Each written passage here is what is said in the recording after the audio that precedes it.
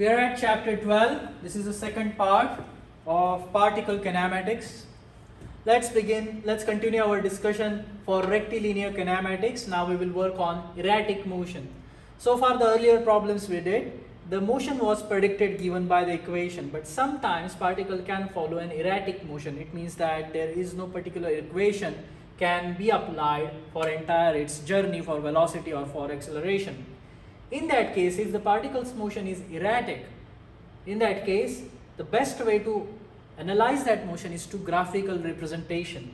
In this, what we do is that we have some kind of graph, like say s versus t, distance versus time, or velocity versus time, and then we divide that part into some intervals. Let's say this is in time intervals, and then we try to analyze the motion for the given period of time. For the given period of time interval. So to understand, to have this graphical representation, we have different kinds of graphs: ST graph, VT graph, AT graph, or later probably you will see something called AS graph. So here we have x-axis and we have y-axis.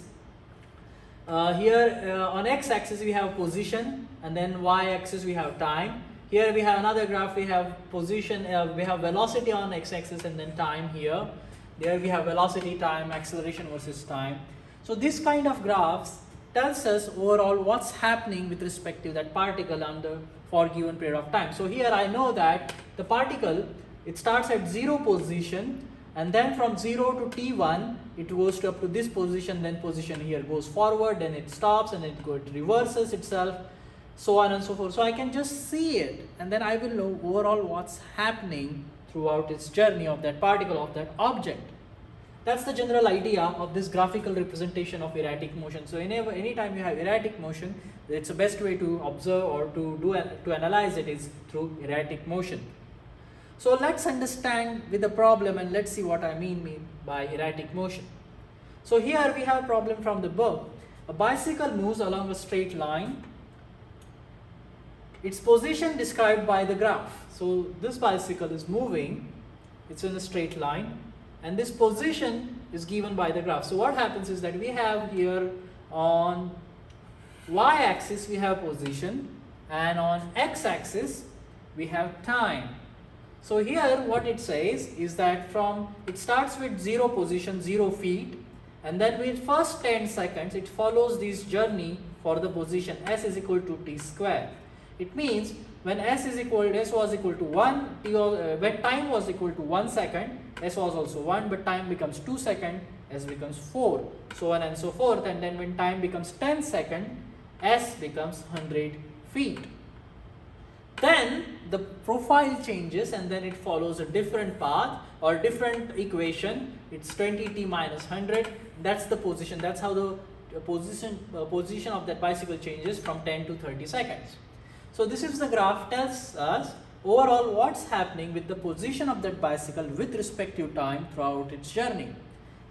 Now what it says that based on this graph, try to construct VT and AT graph. So how the velocity profile with respect to time will look, and how the acceleration profile with respect to time will look graphically. That's what we want to plot here. So VT and AT graph we want to know. Now to do this problem, what we do is that we do it in section. First we will solve it for 0 to 10 seconds, and then we will solve it for 10 to 30 seconds. So let's do that. Let's try to solve it for first for VT graph, velocity versus time graph. So how does velocity and time, velocity is changed with respect to time, we want to know, we want to see that in the form of graph. So for the first part, I'm going to have here VT graph, V on y-axis, time on x-axis, and then I'm going to plot this time interval. I have already 10 and 30 seconds, so I'm going to do that. I'm going to plot this 10 second here, 30 second here. Then I'm going to apply my equation, or I'm going to do my process for first 0 to 10 seconds. Now it says for 0 to 10 seconds it followed this equation, s is equal to t square. I have position, I need to know velocity. So s is equal to t square, that was for first 10 seconds, 0 to 10 seconds. So based on that I want to know velocity. We know velocity is nothing but ds by dt. So I know s. To get velocity, I'm going to put that s is equal to t square here, then it will become dt square by dt. That will be my velocity for first 10 seconds. So v is equal to dt square by dt. Derivative of t square is 2t. It means what it says, velocity profile is equal to 2t feet per second. It means velocity is depend on time. When time was 0, velocity was also 0. When time was 1 second, velocity was 2 feet per second. When time was 3 seconds, velocity was 6, so on and so forth. And when the time became 10 seconds, the velocity was 20. So from 0 to 10, I'm going to plot 0 to 20 here for velocity. So 0 here, 20 somewhere here, I'm going to plot that, I'm going to draw that line, and that will be my first profile for 0 to 10 second for velocity, and it will look something like this. So I'm going to plot 0 here, 20 here, and that will be my velocity profile for 0 to 10 seconds. Now, once I'm done with that, the next part is from 10 to 30 seconds. 10 to 30 seconds, the equation is different now, 20t minus 100, that's the equation, that's the profile. I'm going to apply same process. Now I'm going to, instead of t square, I'm going to take this 20t minus 100 and I'm going to put it here, and then I'm going to differentiate it to find out what is the velocity profile.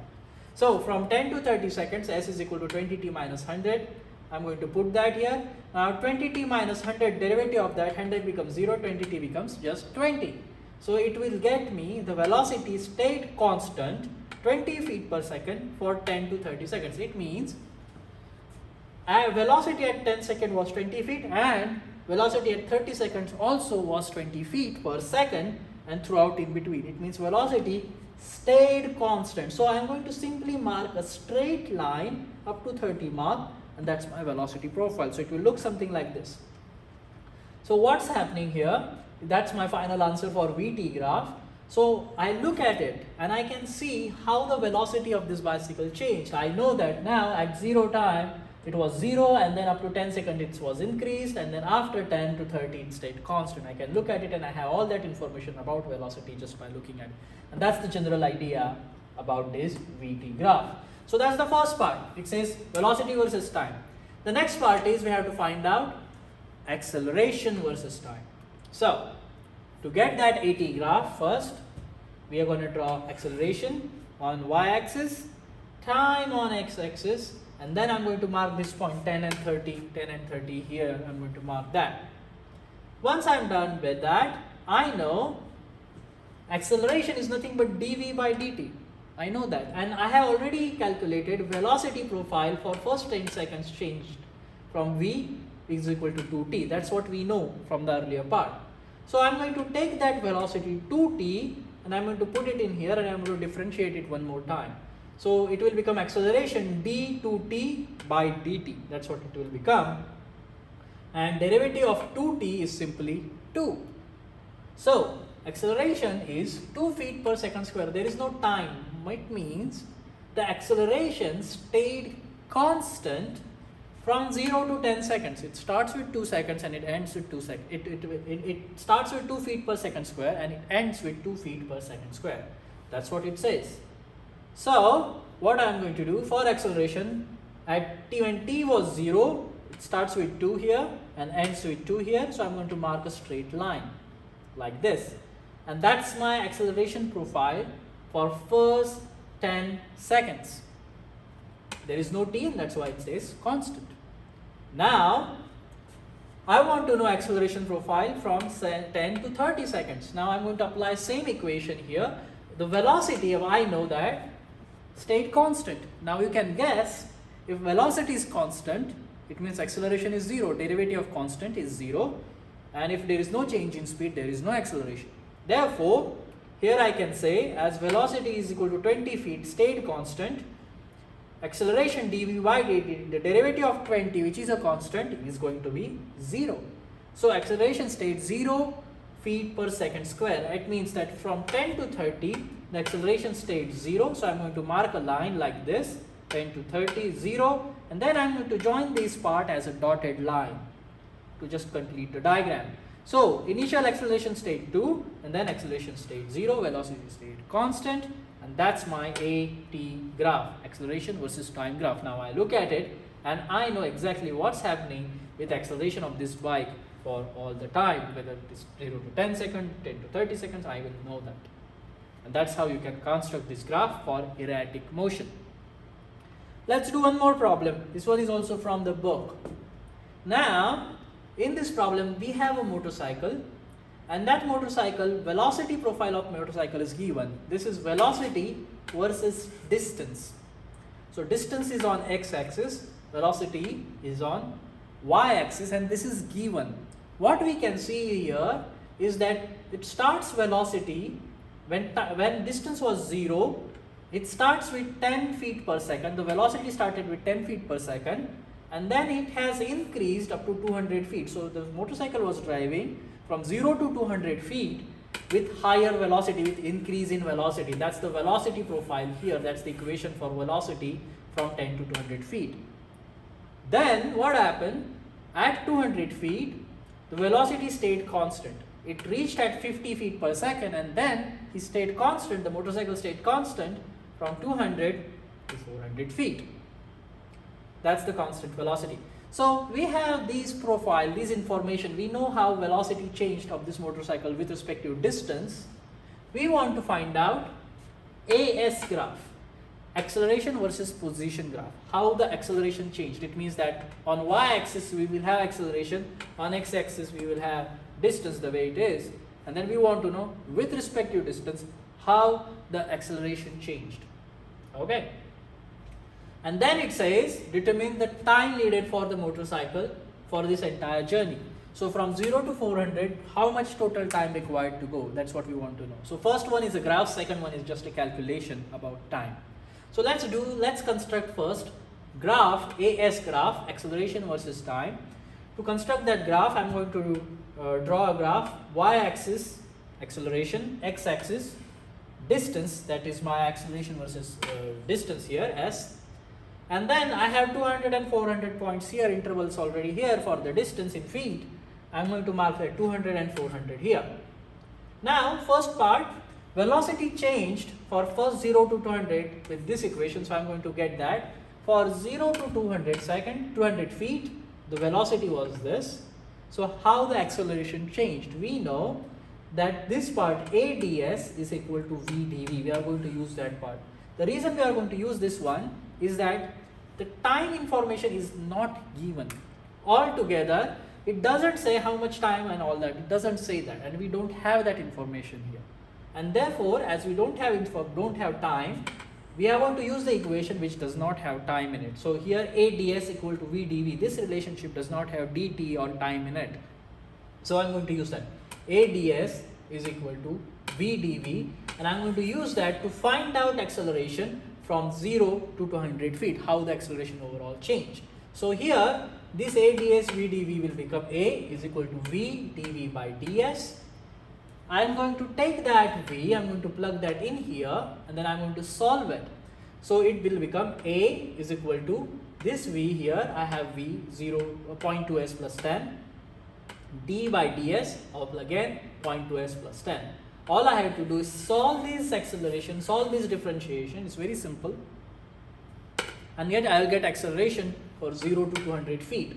And if we solve this one is relatively easy. The derivative of this one is 0.2 plus 0, and then s is equal to, you have to put the values in there, and then if you do that, you get the expression for acceleration as 0.04s plus 2. That's the acceleration profile in the form of equation.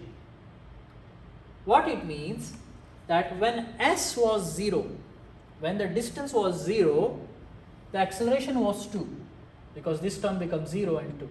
And then when s was, let's say 10 feet or 20 feet, then you can add this to 10 into 0.04 plus 2, and then that's how the acceleration increased with time, with distance.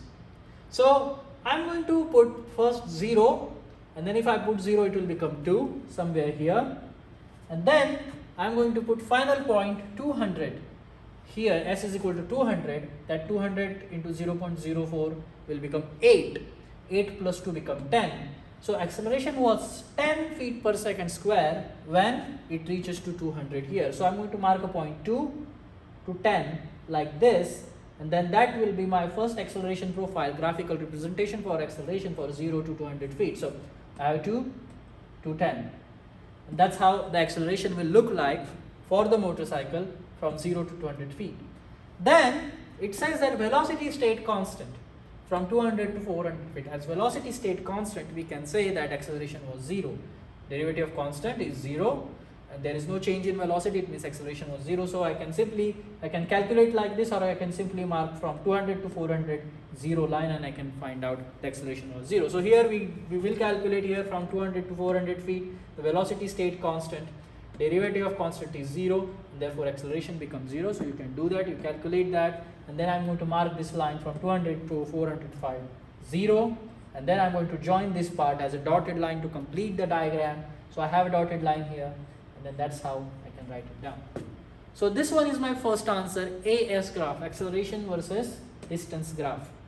I know now with respect to distance how the acceleration of this motorcycle changed by looking at it. So that's the first part here, AS graph. Second part says calculate overall time. How much time is going to require from 0 to 400 feet to reach there? You start where t is equal to 0.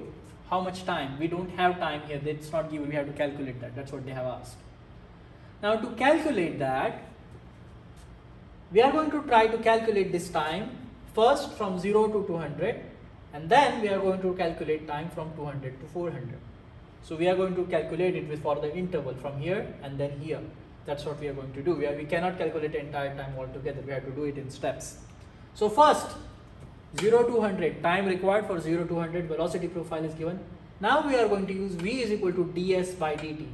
We know velocity, we know distance, we should be able to calculate time required for first 0 to 200 feet. And for that I am going to use that dt is equal to ds by v. So here I have dt is equal to ds by v, velocity is 0.2s plus 10. Now here I have to integrate it, I have to go from dt to t. I am going to get my integration 0 to t, dt is equal to 0 to s ds by 0.2s plus 10. You should be good at calculus. If you are good at calculus, you should be able to solve this one. So here, if you solve this one, it will get something like this. Integration for this one. This will become t, simply t minus 0 or t is equal to phi natural log of 0.2s plus 10 minus phi natural log of 10 seconds. So that's total time you get. Now you solve it further, and then for t is equal to 0 and for s is equal to 0 feet and 200 feet altogether, and then you will get total time. If you solve this one, you will get total time is 8.5 seconds. So altogether t 100 feet. So if you have to put once you solve it, total time you're going to get is at this one s, the distance here I'm going to put at 200, and then I'll get total time is 8.05 seconds or 8 seconds. So what does it mean? It took 0 to 200 feet in 8 seconds. That's motorcycle passed that journey. Now for the next part, we can do in multiple ways. Now books does it slightly different way, I will do it in different way. What I will do is that I know this speed is constant and I know this is 200 feet. So simply 200 by the speed, 200 divided by the speed, I will get calculate finally 200 minus 50, 200 divided by 50 is 4 seconds. So it's going to take 4 seconds from 200 to 400. So I'm going to add that 4 seconds, 8 plus 4, 12 seconds. And that's the answer, final answer. The book, they did it slightly different way, they followed the same process. So if we do that, dt is equal to ds by 50, and then they applied limit from here 8.5 second to final time, 200 to 400 feet, that is also fine. And if you do that, you will still get same answer, is around 12 seconds or 12.505 seconds. So that's the answer you will get. For the first journey it will take 8 seconds, another journey, for the next journey it will take 4 seconds, and altogether 8 plus 4 is going to take 12 seconds for this motorcycle to cover from 0 to 400 feet. And that's your graphical representation, and that's how you can solve these problems for erratic motion. Let's move on to the next part. So far we are looking at the straight line motion. which is a rectilinear motion. Now we will try to calculate or try to understand about curvilinear motion. So what to do or how to calculate if the particle or any object is following curved path. So here, let's say I have this particle, it's following this curved path. Now, in order to understand its position, I'm going to use this r, position vector r, and then I'm going to have this coordinate system O fixed here. You have to have coordinate system. So here, O is fixed, the coordinate system is fixed, and then this particle is moving along this path, but let's assume that we freeze the time, and if I freeze the time, in that case the position of this particle is given by the letter r instead of s. Now we have r is our position vector. So this is my r, which gives us a position. Then let's assume that that particle moves from r to r bar. It's a new position. It's going to move from here to here. So that's change in position is displacement is given as delta r. So that's my displacement delta r. Change in position r to r bar. Then the velocity, if it's going to displace it from here to here with some time, it's going to take some time, and if I want to know the velocity, average velocity here is going to be delta r by delta t. But I'm not interested in average velocity, I'm interested in instantaneous velocity at in between. And for that I'm going to apply the limit delta t is equal to 0, and then I will get v is equal to dr by dt, and that's the expression we can use to understand its velocity at that given point, dr by dt. Now this dr by dt is a vector, it has magnitude and direction. If I just want to know magnitude of that velocity in between, then I'm going to use this ds by dt. What is ds here? If I take a thread and if I measure the journey with that thread will be distance of delta s. So here that delta s will become ds by dt, and this one is scalar. So this one dr by dt is vector, it has magnitude and direction. This one is a vector, it has only magnitude, it is a scalar, and then you can see it's written in different way. This v is written slightly differently, this v is written slightly differently. So that's your ds by dt scalar, and dr by dt, r is your position vector, which is a vector, v is equal to dr by dt. Then acceleration.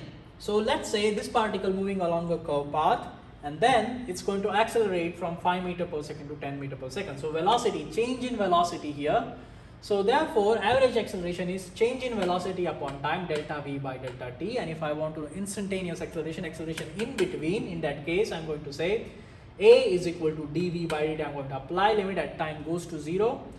A is equal to dv by dt, and that's the expression I'm going to use to calculate acceleration. Again, this acceleration has a vector. So acceleration is dv by dt, or another way to put it is d square r by dt square. That's the double derivative of your position vector r. So a is equal to d square r by dt square, and that's how we can get velocity and acceleration for particle which is moving along a curved path. So whenever you use curved path, you need a coordinate system, a proper coordinate system. If it is a straight line, you don't have to worry about other axis, you don't have to, it's a straight line, it's just origin is enough to understand what's happening. But when it is a curvilinear motion, it's going to go on another coordinate system. You need x, y, sometimes x, y, z coordinate system. So for that, we are going to use, for first part, rectangular components or rectangular coordinate system, and later we will see something known as cylindrical coordinate system or polar coordinate system. There are different coordinate systems. This one is relatively easier. So rectangular coordinate system, or known as Cartesian coordinate system, you all know it has x-axis, y-axis and z-axis. Now let's assume that there is a particle following this curve path, and then this is following the curve path in this rectangular coordinate system, and then we freeze time. So this is going on its own, but we're going to freeze time in between, and if I freeze time, the position of that particle is given by r is equal to xi plus yj plus zk. So the position of the particle, position vector r, xi, yj, zk, x, y, z, of course the respective coordinates, and I, j, k is unit vector for those coordinate system. So I is for x, j is for y, k is for z. So that's your unit vector. You have to have that because this r has magnitude and direction. So r is given as xi plus yj plus zk, and that's how I can define its position if I freeze time. If I want to know magnitude of that r, if I take a thread and if I measure the distance between the origin and the particle at that instant, if that magnitude of r, simply I can use the 3D Pythagoras, and then I can calculate r is equal to x square plus y square plus z square. I can do that and I can find out the magnitude of r. So this r is a vector, magnitude and direction. This one is just scalar, it has only magnitude. So r is equal to x square plus y square plus z square under root, and then you can calculate the magnitude. So that's your position. Now let's unfreeze time. So this particle was going. Now unfreeze time, it will continue its journey and it has some velocity. As it is moving, it has some velocity. That velocity is given. To calculate that velocity is distance upon time, dr by dt.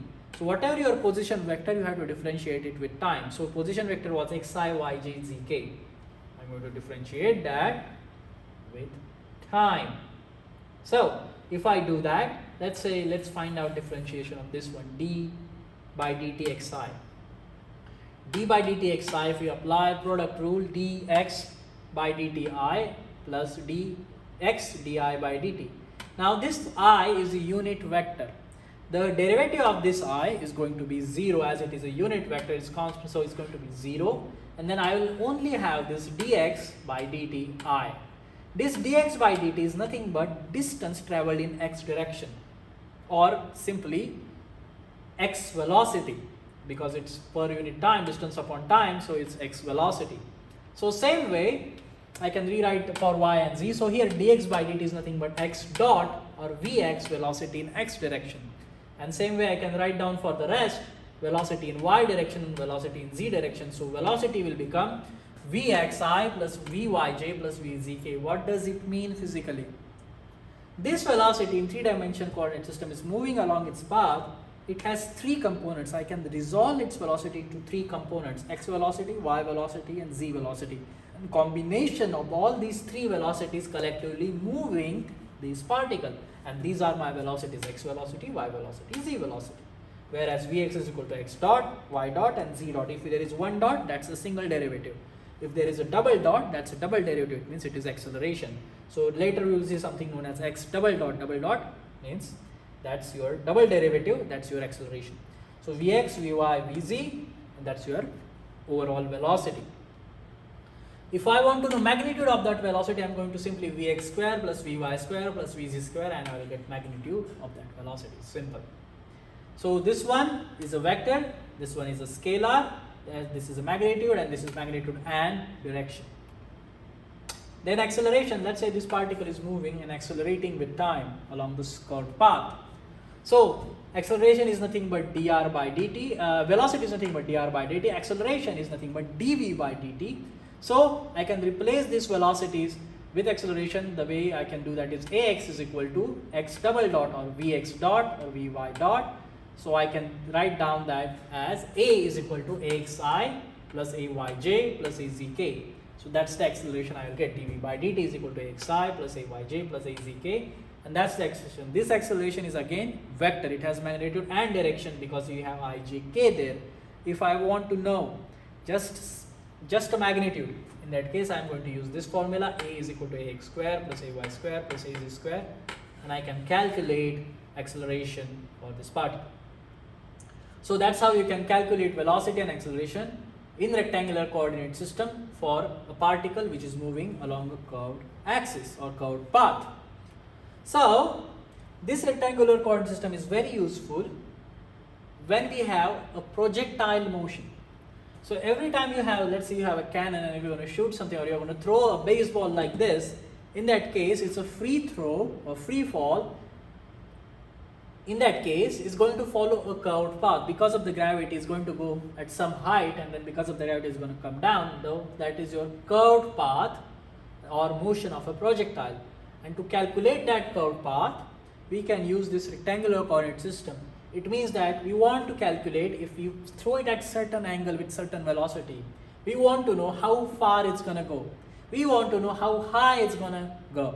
All those information we want to know that, and for that we are going to use these concepts of kinematics, velocity and acceleration, all that we derived before to get that motion of a projectile, to analyze that motion of a projectile. Now to do that, we are going to use two-dimensional coordinate system. Earlier we learned three-dimensional coordinate system, but for this one we don't need all three dimensions. We are going to use two-dimensional coordinate system, Cartesian coordinate system, y-axis, x-axis. So let's assume that this is a particle here. It's a cannon, you are going to throw it, or it's going to shoot from the cannon, and it's going to follow his journey. So as soon as it comes out of the cannon, that particle has two velocities, or I can resolve that velocities into two components. One is x velocity, which is horizontal, and another is y velocity. So that's your x velocity, y velocity, and combination of these two velocities, because of that, is going to follow this path. So this one is initial velocity. Whenever I have suffix 0 attached, that's my initial velocity. So this one, my initial x velocity, initial y velocity, I'm going to throw this particle, it's going to go here, it's going to go here, go here, go here, and then this is going to come here, and at that instant, Vx and Vy, let's assume that those are final velocities. So what happens whenever you throw this thing, as it is a free throw, what we observe that horizontal component of the velocity does not change. So as far as vertical component, the gravity is already acting on it, downward direction. So for vertical component, what happens is that as soon as you throw it, because of the gravity, the vertical component of velocity slows down, slows down, slows down, slows down, slows down, becomes 0. And then it starts increasing in opposite direction, increase, increase, increase in downward direction. That's what happened. Vertical component of the velocity, because there is gravitational acceleration. However, as far as horizontal component is concerned, there is no acceleration. You throw it and now it's a free throw. There is nothing in between acting excess force here. So as far as horizontal thing is concerned, there is no specific horizontal acceleration, and therefore this velocity v0x, initial x velocity, is always stayed same as final x velocity. So Vx will stay same as V0x. Vy, however, will change with respect to where its position is. So Voy will be here different, here different, here it will be 0, so on and so forth. So these are two components, and that's these two components we use to understand, to analyze this entire motion of a projectile Vx and Vy. So what happens is that as horizontal motion does not change, or horizontal component does not change, what we can see is that, let's say I have a plane here and I'm going to drop some boxes, and then there is absolutely no air resistance. Let's say there is no air resistance at all, neglect all the air and wind. If that happens, then it will have same horizontal velocity. So whatever the velocity of the plane here is going to stay same for this horizontal box. So it's going to stay at any given point if there is no air, of course. And of course vertical motion will be different. So what we see is that when we analyze this motion, horizontal motion and vertical motion, when we do that, what we see is that both motions are completely independent of each other. This is very important. There are x motions and y motions every time. So this, you are dropping this particle, as he has x motion, it has y motion. But both motions, they don't affect each other. They are independent of each other. There is a nice video how horizontal motion remains constant on the blackboard after this slide. Please watch that video. You will get some understanding how this horizontal motion stays constant.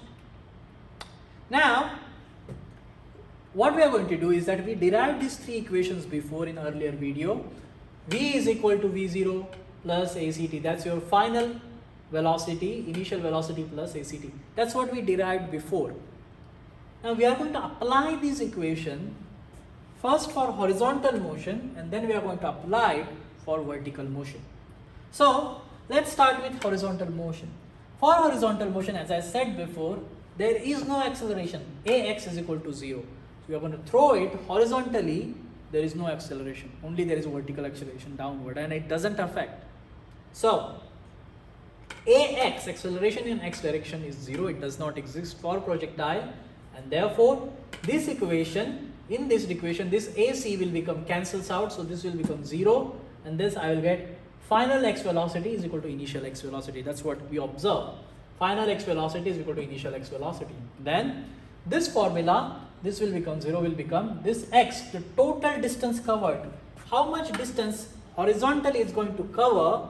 We can calculate that the final x distance is equal to initial x distance plus x velocity into time. So if you have path, if you have time covered, if you have initial x velocity, then you can calculate how much distance the particle is going to cover horizontally. You can do that by using this equation. And then final equation, again, this AC will become 0, and it will tell you final velocity is equal to initial velocity. That's what it tells you. Final is equal to initial. So these equations, if you 1 and 3 equation, if you look at them, what it tells you that first and last equations are same, and it means that horizontal, as far as horizontal velocity is concerned, initial and final velocities are same. They are constant, they don't change during its motion. So that's for horizontal motion. As far as vertical motion is concerned, gravity is acting downward direction. So Ay is equal to minus G.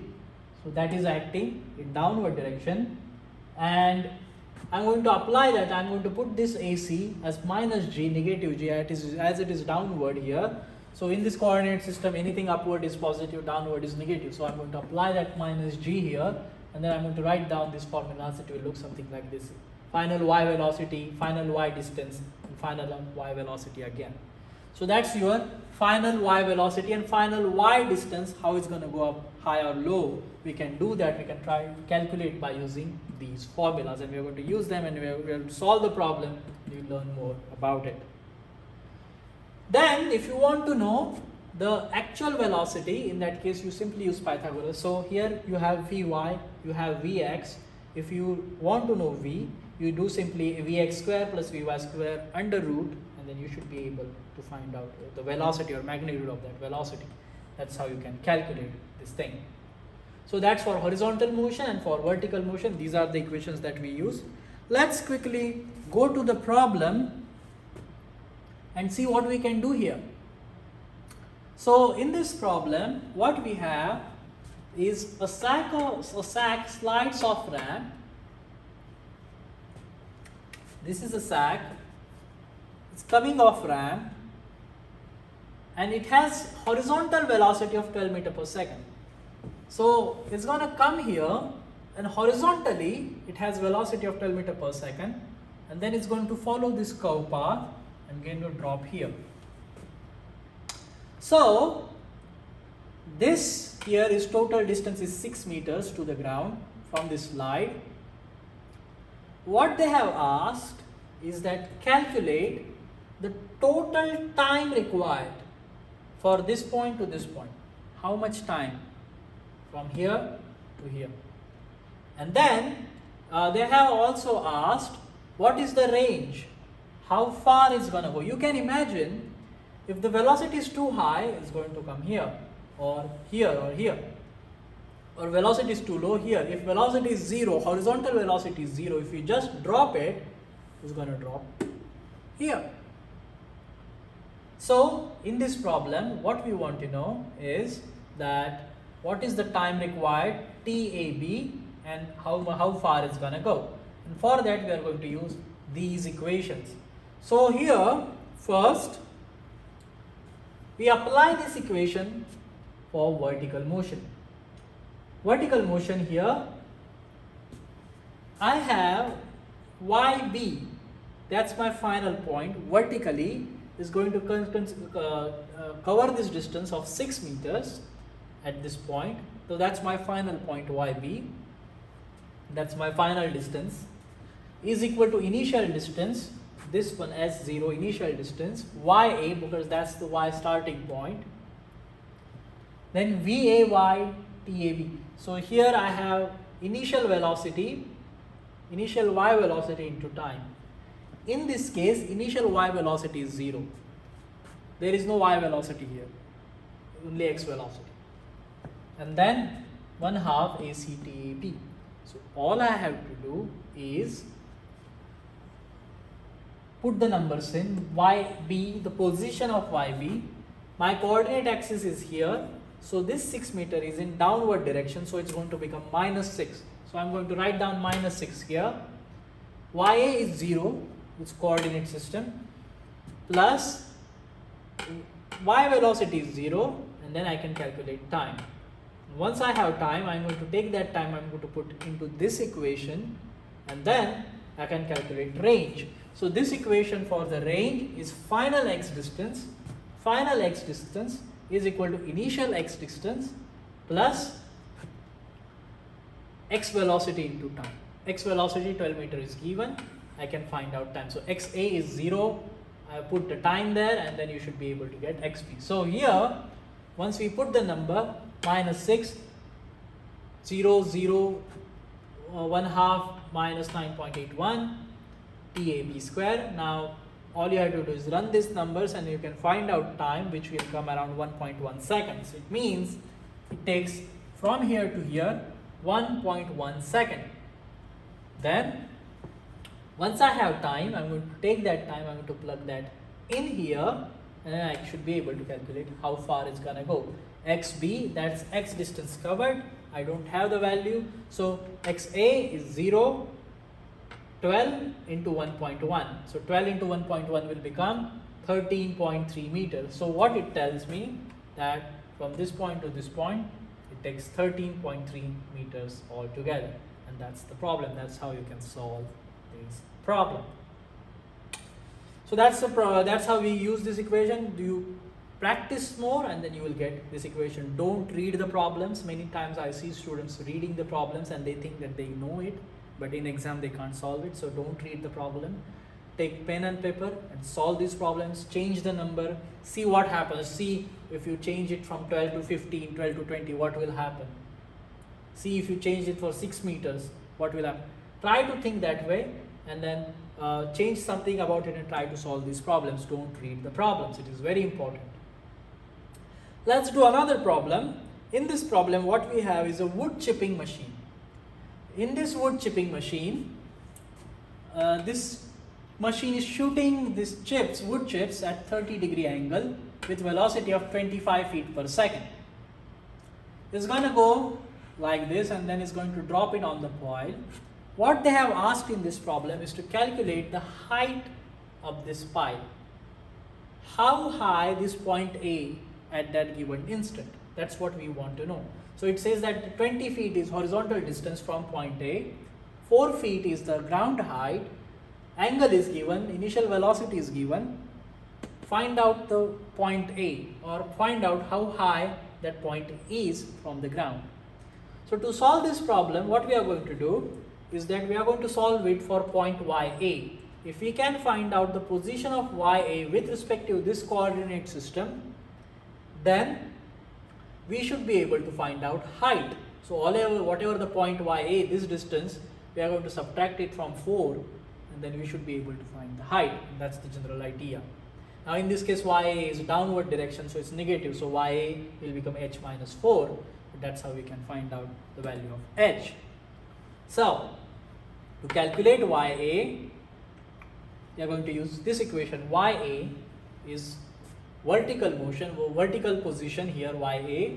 Final YA is equal to initial Y position plus initial Y velocity into time required from here to here, plus 1/2 ACTOA.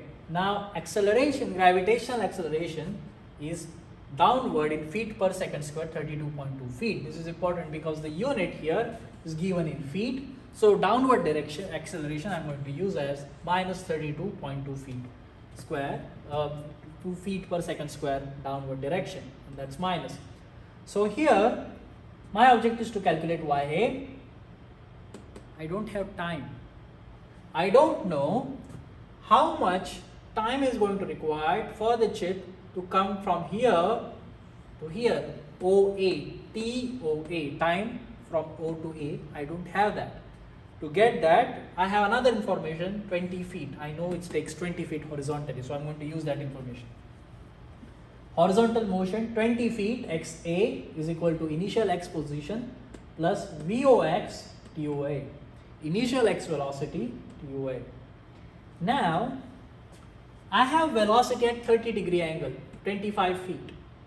This velocity I can resolve it into two components, x velocity and y velocity. If I do it x velocity, it will become 25 cos 30. Y velocity will become 25 sin 30. So here I have VOX 25 cos 30, VOY 25 sin 30. So I'm going to take that x velocity 25 cos 30, put it in here, and I can calculate time. 20 feet, 0, x velocity 25 cos 30, time TOA. All I have to do is do this calculation, I'll get TOA. Once I have TOA, I'm going to put that, I will get the value of YA. Once I have YA, I can calculate height. And that's how we can solve this problem. So, first I'm going to take that x velocity for 25 cos 30, put that in here, and then I'll get time 0.92 seconds.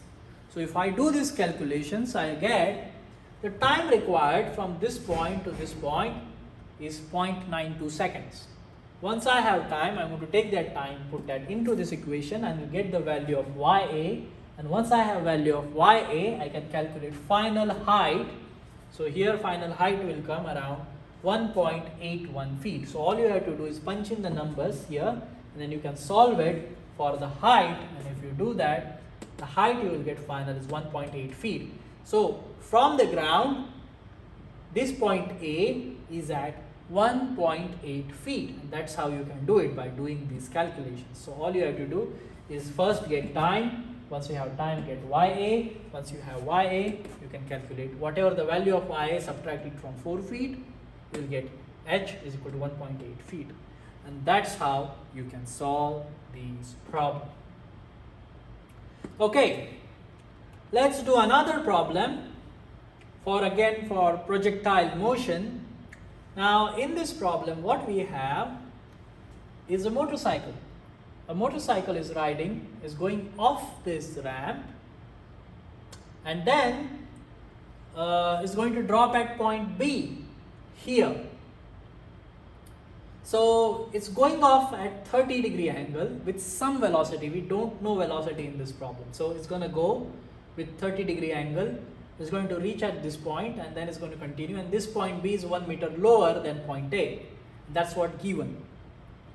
What else is given is it takes 1.5 seconds. What it tells me that the journey for the motorcycle is A to B is 1.5 seconds. That's the flight time. Total flight time is 1.5 seconds. So that's given. What they want us to calculate is velocity. At what velocity is going to shoot itself? At what velocity is going to go off ramp? Then we want to find out range. We want to know how far it's going to go. What is its landing point from its original position? The XB or the X distance. That's your range. How far it is going to go. And then we want to know how high it's going to go. This part. From the ground, where is this point C? We want to know the position of exact point C from the ground. Our origin is at point A. That's what given here at point A. So three things. We want to know velocity, we want to know range, and we want to know height.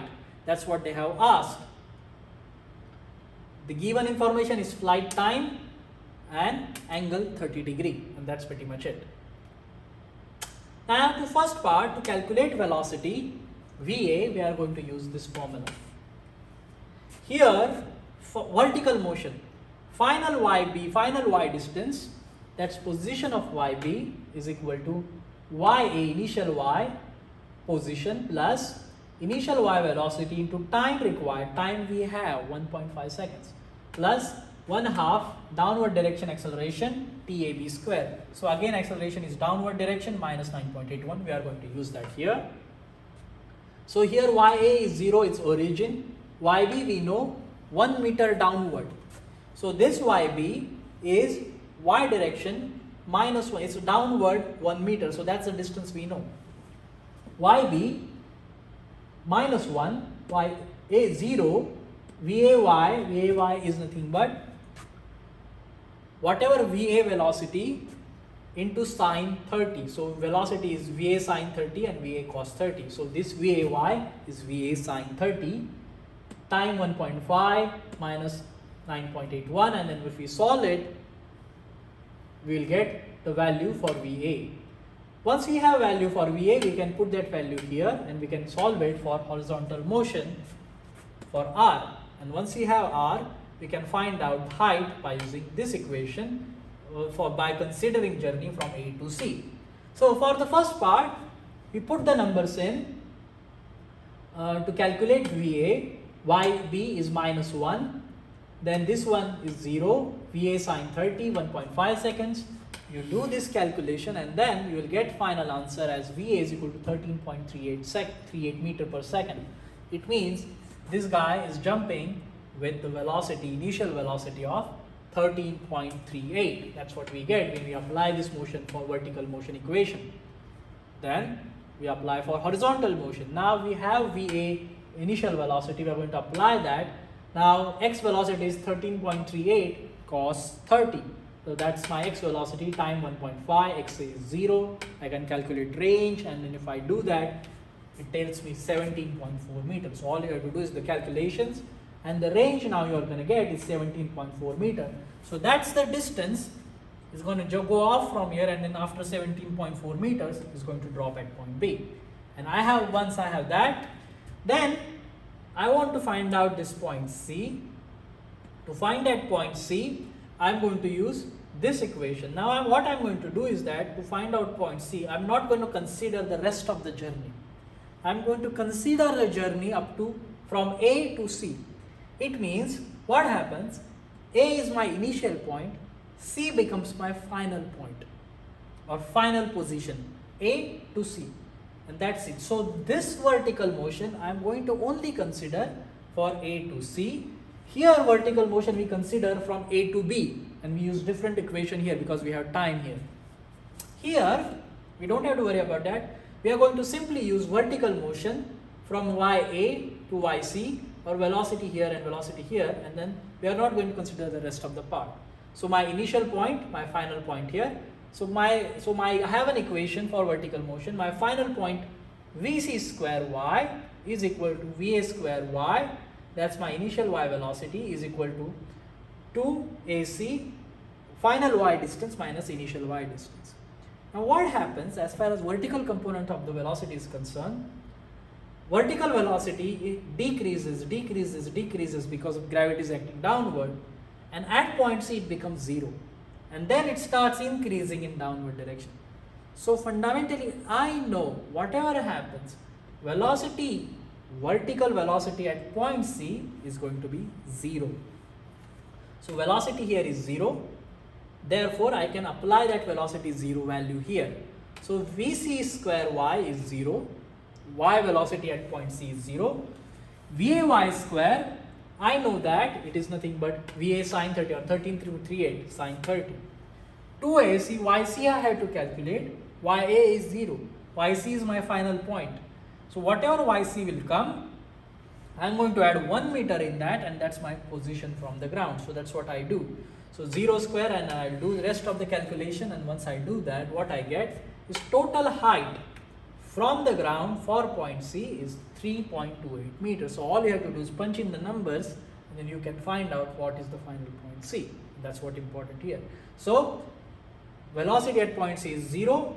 You use that, and then you can calculate VC. You can calculate the position YC from the coordinate system, and then you can add 1 meter in that, and you will get 3.28 meters.